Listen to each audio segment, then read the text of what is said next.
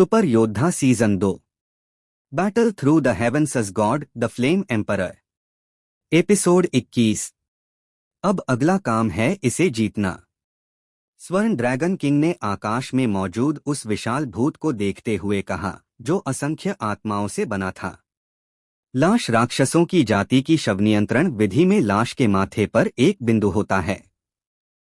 यह बिंदु सामान्य लोगों के लिए देखना आसान नहीं होता, लेकिन यही उसका सबसे बड़ा कमजोर स्थान होता है। उनकी नियंत्रण विधि एकदम परिपूर्ण है, लेकिन मैंने कई बार उनसे मुकाबला किया है और मैं उसकी एकमात्र कमजोरी को जानता हूँ। यह विधि असल में एक जादुई चक्र मैजिक सर्कल होती है और चक्र की आंख आत्माओं को एक जगह समेट देती है। यह परछाई भी उसी का हिस्सा है। स्वर्ण ड्रैगन किंग ने शाओ यान से कहा। शाओ यान ने अपनी आत्मा शक्ति का उपयोग करते हुए उस चक्र की आंख को ढूंढने की कोशिश की, लेकिन वह उसे दिखाई नहीं दी। लगता है वह आंख छिपी हुई है। सटीक वार करने से ही वह बिंदु प्रकट होगा। शाओ यान ने योजना बनाई। उसने अपनी डॉकी ऊर्जा और अजीब ज्वाला से खुद को घेर लिया और भूत पर हमला किया। हालांकि उस भूत की बुरी ऊर्जा पहले के काले वस्त्रों वाले व्यक्ति से भी अधिक शक्तिशाली थी और उसका स्तर एक 4 सितारा लड़ाकू सम्राट जैसा था, लेकिन वह भारी भरकम और निर्बुद्धि था, सिर्फ एक विनाशकारी यंत्र। इसीलिए शाओ यान ने साहसपूर्वक उसका सामना किया। वह विशाल भूत लगातार बुरी ऊर्जा फैला रहा था। इस सीमित स्थान में जहां भी वह जाता, पेड़ सूख जाते और वहां घास भी नहीं उगती। स्वर्गीय सौभाग्य की हथेली। शाओ यान ने चिल्लाते हुए अपनी हथेली से वार किया। एक विशाल ऊर्जा हथेली की छाप उस भूत की ओर हवा चीरते हुए गई। हथेली पर अजीब ज्वाला सधी हुई थी। हो! भूत ने अपनी बड़ी भुजा से हथेली की ऊर्जा को हटा दिया, लेकिन उसकी भुजा पर ज्वाला लग गई। शाओ यान ने जानबूझकर उसके दृष्टिकोण से बचते हुए हमला किया था। वह जानता था कि यह हमला ज्यादा नुकसान नहीं पहुंचाएगा, लेकिन भूत की प्रतिक्रिया और रक्षा क्षमता इतनी जबरदस्त होगी, इसका उसे अंदाजा नहीं था। शाओ यान का हमला मो यिंग नामक भूत का ध्यान आकर्षित कर गया। जब वह हमला करना ही चाहता था, तभी उसकी भुजा पर लगी ज्वाला और भड़कने लगी और वह दहाड़ उठा। वह बुरी तरह जल रहा था, पर उसके भारी शरीर में इस आग से निपटने की कोई क्षमता नहीं थी। वह शाओ यान को क्रोध में घूरने लगा, जैसे उसकी निगाहें उसे निगल जाएंगी। गुरुजी, अब अगला कदम क्या है? आग उसके हाथ पर लग चुकी है।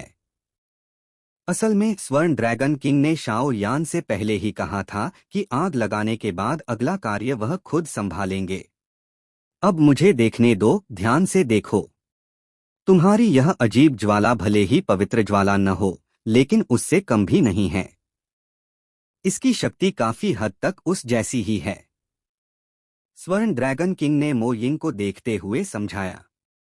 अब कुछ समय के लिए अपने शरीर का नियंत्रण मुझे सौंप दो, स्वर्ण ड्रैगन किंग ने कहा।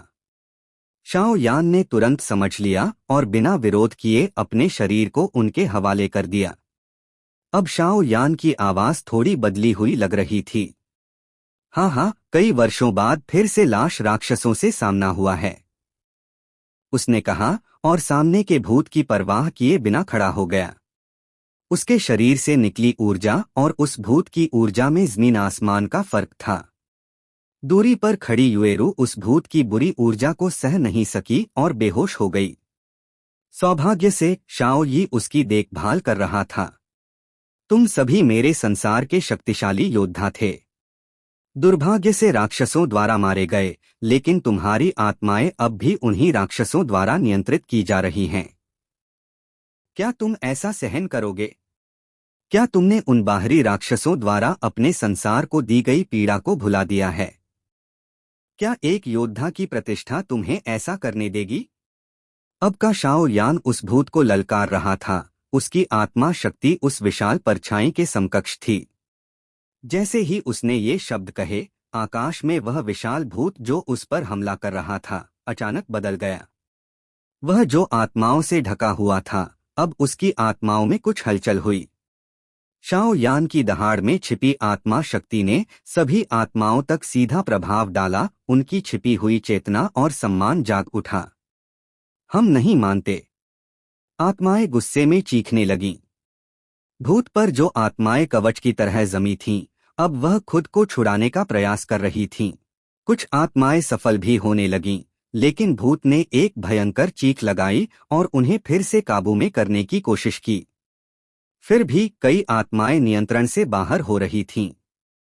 उनमें से कई शाओ यान की ओर उम्मीद से देख रही थीं, हमें बचाओ। अब इसका अंत होना चाहिए। शाओ यान ने अपने हाथ की धूल झाड़ते हुए कहा। स्वर्ण ड्रैगन किंग ने शाओ यान के शरीर को नियंत्रित रखते हुए सभी आत्माओं की चेतना को जगाया। उनका उद्देश्य केवल भूत को नष्ट करना ही नहीं, बल्कि आत्माओं को मुक्त भी करना था। भूत की आत्मा तड़पने लगी, जैसे उसका कवच बिखर रहा हो। वह जानती थी, अगर ये आखिरी मौका गया तो आत्माएं हमेशा के लिए दास बन जाएंगी। शाओ यान ने आकाश की ओर देखा, हाथ उठाया और भूत के सिर को हल्के से छुआ। टूट जा! वह चिल्लाया। एक पतली सी किरण उस भूत की ओर गई, लेकिन उसमें प्राचीन और भयानक शक्ति समाहित थी। धड़ाम, धड़ाम, धड़ाम! सिर पर कई धमाके हुए और वह विशाल भूत जो अब भी दहाड़ रहा था, अचानक शांत हो गया। प्राणघातक वार हुआ था। वह चकित रह गया। संरचना की आंख नष्ट हो चुकी थी, राक्षसी लाश समाप्त हो गई थी। भूत का शरीर सड़ने लगा और हजारों आत्माएं उसमें से बाहर निकल आईं। वे सभी शाओ यान को नमन करने लगीं, धन्यवाद। अब इसे वश में करना तुम्हारे ऊपर है। यह कहकर स्वर्ण ड्रैगन किंग ने नियंत्रण वापस शाओ यान को सौंप दिया। शाओ यान अब इस नरसंहार जैसी स्थिति पर ध्यान नहीं देना चाहता था। उसने सिर झुकाया, हाथ फैलाया, एटर्नल फायर का प्राचीन शासक प्रकट हुआ और उसने भूत पर वार किया। सैकड़ों फीट ऊंची ज्वाला प्रकट हुई, जिसने भूत को दो भागों में चीर डाला। उसके अंदर से काली जंजीरें दिखाई दीं, जिनके अंतिम सिरों पर हजारों आत्मिक रोशनी की गोलियां लटकी हुई थीं।